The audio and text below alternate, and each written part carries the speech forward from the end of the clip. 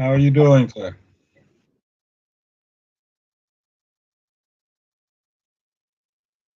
Good evening, everyone. Hello, hello. Hey, hey, Good evening. hey, thanks, man. How you doing? We are blessed. How are you? Same here. Good, good to see you. Right. And make sure you send me over the those needs for your show as well, like exactly what you need. Just text those to me. Oh, okay. Yes, please. Yes, I will. All right, team. So let's go ahead and get started. Wait a minute. Do we have someone from the CEO's office, or do we have Chief Doherty's here? Right? Yes, he is. So yeah, I can get started. Okay, thank you. I'm Board Chair Johnette Richardson, and welcome to the Spring Board Budget Session. During last week's public board meeting, the proposed operating budget for school year 23-24 was presented for the board's consideration. The budget is one of the board's most important responsibilities because it does ensure our use of resources that are critical to prepare students for higher education and life-sustaining careers. Tonight, district staff will present the proposed budget to our city schools communities for public opinion and feedback. District staff will document questions you ask during the public comment portion of the meeting, as well as in the meeting chat box, so that a formal written response can be shared with the public after the session ends. We will start tonight's session with a recap presentation from the Chief Financial Officer, Mr. Christopher Doherty, followed by public testimony. If you have not yet done so, please mute your phone. Anyone who does not mute their phone may be muted by the call moderator or removed from the call. Additionally, if you are not a board member or the CEO and her staff, please turn your video off. I will now read a roll call of the board to identify who is on the call. Please identify yourself first before speaking for the record. Commissioner Brooks, Commissioner Coy, Commissioner Esposito. Esposito present. Thank you. Commissioner Katz-Zogby. Commissioner Griffin, I do want to call her name, although I know she's not here for the public. Commissioner Kenyatta Bay. Kenyatta Bay, present. Thank you. Commissioner McFadden. McFadden, present. Thank you. Commissioner Reed. Commissioner Roberts. Present. Thank you. Commissioner Sally. Commissioner Slater Harrington. Slater Harrington present. Thank you. Thank you to my fellow board commissioners who are here this evening. I want to now turn it over to Chief Doherty for the presentation. Thank you, Chair Richardson, Vice Chair McFadden, and all commissioners. My name is Chris Doherty. I'm the Chief of the Finance Office, and I will be joined by my close friend and colleague, Courtney Desabeyi, who works with me in the Finance Office and is the acting Budget Director. As Chair Richardson said, this will be a shorter version of the FY24 proposed budget, and it will be shorter for a couple of reasons. Number one, the longer presentation from last week is online and available for review, both the document and the recording. And as Chair Richardson said, the bulk of this meeting is meant for the board commissioners and staff to hear input from the community and the public. So we will give a kind of a once over lightly of the proposed budget, but just know that there's more detail both in the longer presentation and in the board book itself. And as this covers a year's worth of funding, this relates to all 7 of the board's priority areas. So you will see on this slide a timeline of this portion of the budget season. I think it's fair to say we're in the height of the budget season, which is April and May. As you can see on this slide, we presented the budget draft to the full Board of School Commissioners last week, and then the feedback in earnest began in that period. At the same time, we have had community outreach meetings specifically about the budget development and input for the budget that go back to December of last year. So that's why we say that although I think it is fair to say this is the height of the budget season, it is certainly not the beginning of the budget season. Yesterday, we released the proposed budget book, which is kind of like an annual report in that it both has tables and summaries and comparisons to previous years, but importantly, it also tries to put some human element to some of what's behind those numbers. And of course, you see also tonight's budget forum, board budget forum for community input. During and after this meeting, we have heightened feedback sessions and, heightened input incorporation, all leading towards the vote to the full board on May 9th. I mentioned the community sessions that we had late last year and early this year, December and January. There were 4 separate meetings of that type. They were well attended, and they were opportunities for whoever went to one or more of those sessions to provide feedback. They included outreach specifically for multilingual families, of which we have quite a few. And it was important to us this year that we actually upped our game a little bit in the ability for families who speak languages other than English to give immediate feedback in their native language. In the past, I think we've been quite good about getting our information out in different languages, not just Spanish, but also French and Arabic and Tigrinya, and also I may be missing one. Swahili, I think, is another one. And in this session, we were pleased that we were also able to I personally don't speak any of those languages. We had facilitators who were able to translate and technology to translate feedback directly, which we think was an important improvement that we will only continue to build on. We also had sessions that focused on community organizations, some aimed at youth and some for a more general audience. But as in every year, everybody is welcome to all those sessions. They're not exclusive to those groups, but sometimes they differ a little bit in their format. What came out of those sessions were the rankings that you see on the right side of that slide. That is to say, the community, both in feedback directly and in surveys that they were presented during those times, as well as I think it was accessible on the webpage, came out with the priority that you see there. Mental health supports being chief among them, followed by school culture and climate, expanded academics, extended learning, tutoring, fine arts, and athletics. They're all important. They're all contained and addressed in various ways in the budget. But we thought since we collected that information and reacted to it, we would also share generally how it stacked up. At the highest level, FY24, the year that we will be beginning July 1st, 2023, can be considered the second full year of Kirwan. The year we're in now, school year 22-23, is the first full year of Kirwan. And in this year that we're in, we experienced a 20% increase in funding. And that was extremely well received and much appreciated, and is being put to outstanding use all this year. For the year FY24 that we're preparing, that we're talking about now, we saw a 6% increase from our current year.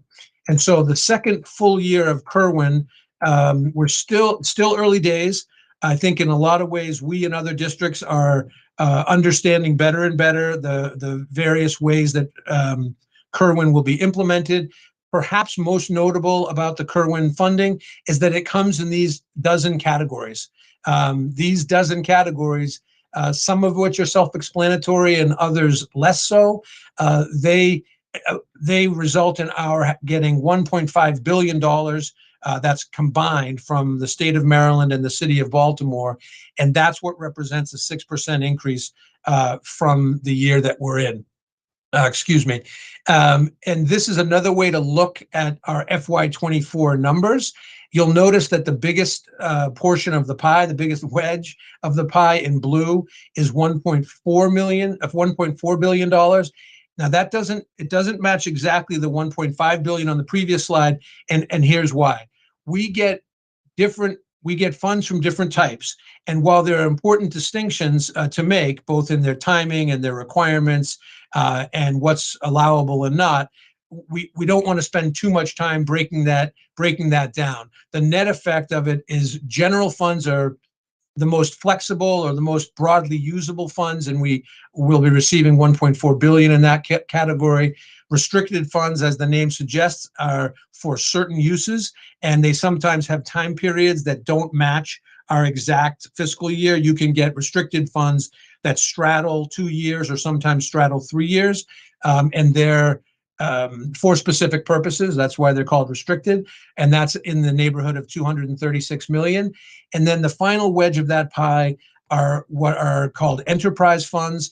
And the best way to think of our enterprise funds are the funds that we collect and use for our meal service across all of our schools. Because as a community eligibility district, we provide meals to all of the children who come walking through our doors, and we're very proud of that. And the annual amount of the Food and Nutrition Service office is projected to be 63 million, as you saw. Another important highlight to give, even at this shorter level, is the amount of funds that we have received in connection with the coronavirus relief and recovery. Most folks, I think, call these three, we tried to use the terms that most folks use.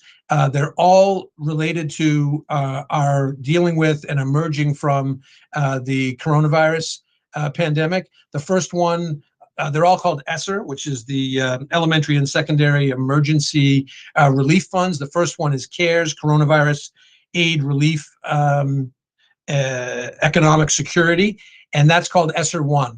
We were happy to receive $48 million in ESSER 1, and those have been 100% spent or encumbered, which means it's been reserved for spending. And by now, since we drew the data as of March 27th, it could very well be that's 100% spent and no more encumbered. The second tranche of federal funds that we got, and these were historically high amounts of money, so that's why they bear repeating. They came in at different times and they're usable at different times, but as you see from those numbers, they're several $100 million, and we were quite happy to receive them and have put them to a variety of uses. ESSER 1 more focusing on the immediate health needs of our children and staff, all the things that you can think of: masks, test kits, hand sanitizers, dividers, you name it. And when we went into ESSER 2, which is the Response and Relief Supplemental Act, it was both educational recovery became more of the focus rather than just the health concerns. And the last part of our three-part ESSER funding, sometimes called ARP, the American Rescue Plan, or ESSER 3, we received over 400 million of that. It is the section of funds that we have the most remaining time to spend. So as you might expect, we always prioritize the funds that are soonest to expire, and we are well on our way to spending down or encumbering all of those remaining American Rescue Plan funds. Those are in addition to the general funds we talk about, and also in addition to what we call the Kerwin funding. The reason we mention these different types of funds and funding streams is just to remind the public that they do come from different sources, but we don't want to belabor it, because what really matters is what those funds are spent on and how they affect children and teachers in the classroom. And we're constantly grading our funding when we have more than one funding type, like, for example, with the ESSER funds that I just briefly outlined. And when you hear staff talking about grading, we wanted to give a quick example, like take our high dosage tutoring program. That was a big part of our restore, reconnect, and reimagine efforts that were part of our emerging from the coronavirus pandemic. So high dosage tutoring has been proven to be an excellent way to increase achievement and engagement with students. But how does one pay for it? Well, you figure out how much high dose tutoring is needed, and then you look at your available funds. And in this case, we're contributing in FY24 $25 million to that already successful effort to make sure that it continues its momentum into FY24. It's kind of behind the scenes, but we wanted to show how we do it. Some of that money is coming from the ARP ESSER funds. Some is coming from Title I, which is an ongoing, federal title program, which is one of those restricted funds we talked about it. Some is specific grade 4 ARP tutoring money because there are specific funds that are available for that. Some of it is from what we call TSI in the Kerwin funds, and some of it is a TSI grant. So we give that example just to reassure the public and to remind the public that when activities are put forth, sometimes there's one funding stream that can take care of the whole shebang. Sometimes you need two, sometimes you need more than that. It's just whatever makes the most sense for what our kids need and for the available sources of funds that we have. Frankly, we have seen in other large urban districts that received significant amounts of ESSER or ARP funding. Some districts are, whether urban or suburban, are they may not spend all of their funds. We are quite confident that we will spend our funds on extremely worthwhile uses. Another thing we'd like to do in any presentation about the budget is to proactively say how much of the budget in question is going to the schools. The schools, of course, is where the children are, where all the action is, where all the bulk of the funds should go. And every year we use the same format so that we can compare across years. The biggest, it's purple on my screen, the biggest wedge of this pie chart is a Ravens purple, and that's 74% of what we call our principal controlled budgets. Just as that suggests, it gives the principal the ability to use her money in her building because she's closest to the staff and the children and knows how best to use it. Another important wedge that we look at is money that, while it's budgeted centrally, it is absolutely spent on behalf of the schools. And that important percentage that we always track is 88% for FY24. For FY23, it was 87%. And so we're pleased that it's not just in the neighborhood of historically consistent, but that it's up a percentage. And as you see, the other slices are everything else added up equals 12%. Very briefly, because I know this is getting a little financy, but we wanted to give a sense of, okay, centrally budgeted, what if we explode that pie wedge into a pie of its own, what's that made up of? And again, we think no surprises here, but they break down as follows.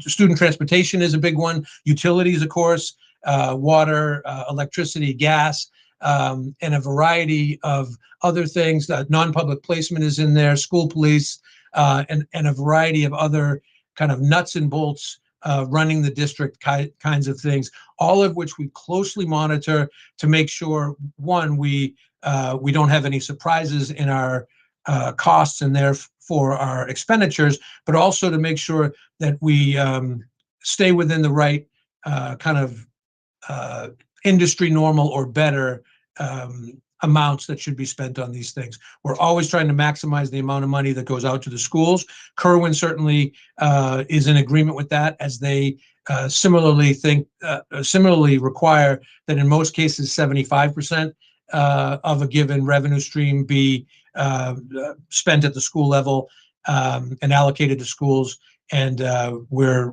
quite in agreement with that. I think now I'm going to turn to Courtney, who's going to give you some highlights. One quick comment about the highlights is these are meant to be illustrative, but not exhaustive. That is to say, we want to put some human elements with some of the numbers that are in the board book and in the other presentation, but we don't want someone to read this out of context and think that X investment is the only investment in that particular area. These are just being fleshed out to give some real examples and plans for FY24. Court? Thank you, Chris. So in this next section, as Chris mentioned, we have what we call investment highlights. So one of the things that we've discussed in the past was, in the budget presentation, the budget book, having, extensive tables that contain lots of numbers that, in the millions, et cetera, but it doesn't give a great sense of exactly how those dollars are being spent or what the investments are. So we made a concerted effort this year to pull out a lot of those highlights, to highlight things that we're funding or prioritizing as a district, regardless, like we said, of the fund source, whether it is ESSER funding, whether it's general fund, whatever the source is, and, kind of call out some of those. So I'm going to go through some of those quickly in the next few slides. So here we have, as was already mentioned, high dosage tutoring. So 25 million for that investment, the continued investment. We've seen some of the results from that over the past year. And, it's something that we're going to continue to invest in moving forward. We have personalized learning. City Schools continues investment in personalized learning for literacy and math for students through high quality online platforms, and that's 6.6 million. Another major one is our investment of 45 million in summer and extended learning. So continuing to invest in extended learning opportunities for students during the summer. Over here, we have our pre-K curriculum investment, which is 1.5 million, and investment in fine arts. So this is particularly, schools were asked as part of their budget guidance to budget within their funding from CPG funding, concentration of poverty, $100 per student to support fine arts programming. So that amounted to about 1.9 million. The reason why that amount is 1.9 million is based on the amounts that the schools received and the amounts that they had available after meeting their other requirements. Secondary success and innovation. So every high school is budgeted for a coordinator to support 9th grade students and ensure they remain on track to graduate from the start. And this is 3.7 million. We have, continuing career readiness. We have investment in state-of-the-art learning environments for HVAC and nursing careers and technology programs at 1.6 million. We have 3.3 million post-secondary success. Every high school is budgeted for staff specialists to support post-secondary advising. Literacy and math coaching. This is the combined amount, 10.1 million for literacy and math coaches. Every school is budgeted for a literacy coach, and some schools have also opted to budget for math coaches in FY24. Professional development, we have 6.9 million, continuing to invest in new teacher induction, systemic professional development, and leadership focus on academic and wholeness. For recruitment and retention, we have additional staff positions to support processing teacher certifications, resulting in faster service. That's 181,000. Part of the mental health group of investments, we have centrally funded crisis management team. This will support schools with mental health services in times of crisis, 345,000. We have bumped up our investment in the ESBH, expanded school behavioral health program, to 7 million for FY24. And then we also have investment of 584,000, continuing to focus on morning meetings and advisory periods as a proactive measure to support student social and emotional well-being. Now, this is in addition to our continued investment in positions like our social workers and psychologists, et cetera. It's not, as Chris mentioned, it's not, meant to be an exhaustive list of everything that, we have. Student support, 110,000 for a manager to centrally support students in reentering schools from juvenile services. We also have providing centrally funded home visits for families with additional leads, 375,000. We have continuing to commit to supporting homeless students by providing uniforms, summer programming, and more, and that's about 2.4 million.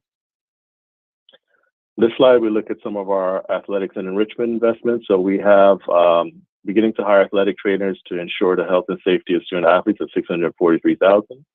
We have CPG funds that schools, again, were provided guidance on budgeting a $50 per student amount to support athletic programming in schools, particularly middle schools, and that's about $2 million. This is independent of other investments that we're making in specifically middle school athletics, in FY24. For enrichment, we also have schools were asked to budget from their concentration of poverty fund $100 per student to support enrichment extracurricular programming if they have that funding available. So we had another 800,000 in that category as well. And on the slide, we have the facilities investment. Schools will upgrade. We will continue to upgrade health suites at some schools. So that's about 6.8 million. Continue to change air filters at an increased rate, 3.9 million. And we have also an investment in additional maintenance workers of 6.7 million to help to take on more of our maintenance work in-house as opposed to relying on external contracts for our maintenance work. That'll, of course, serve us long-term in terms of being able to reduce costs and also maximize our responsiveness for maintenance-related activities. We have over here investment in a new enrollment system. So to streamline first-time enrollment for middle and high schools for 350,000, and also investment in infrastructure for technology and expanded Wi-Fi access points at about 4 million. And that also includes digital security, very important. So these were some of the highlights, as we mentioned, not wanting to use too much time for the forum. But as Chris mentioned, here's a timeline of activities that we discussed earlier on.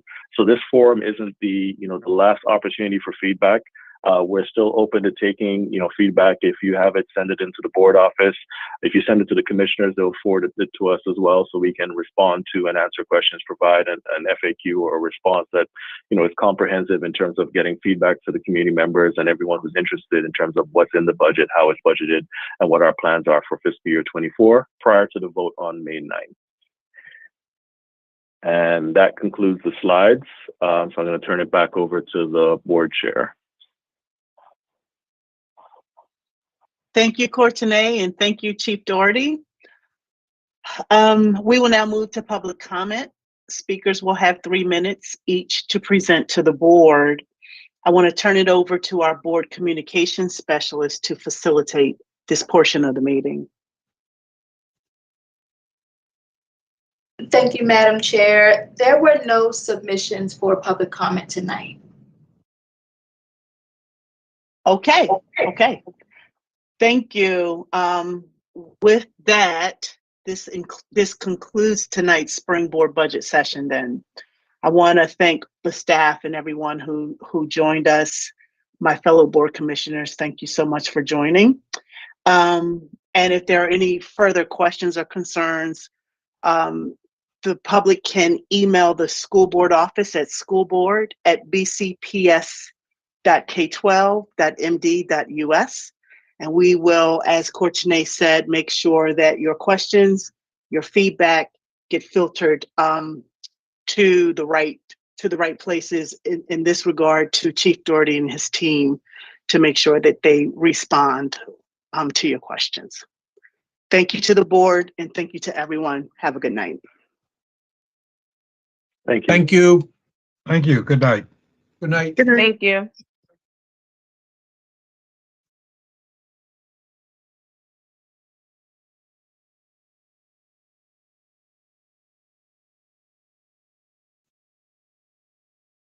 Thank you.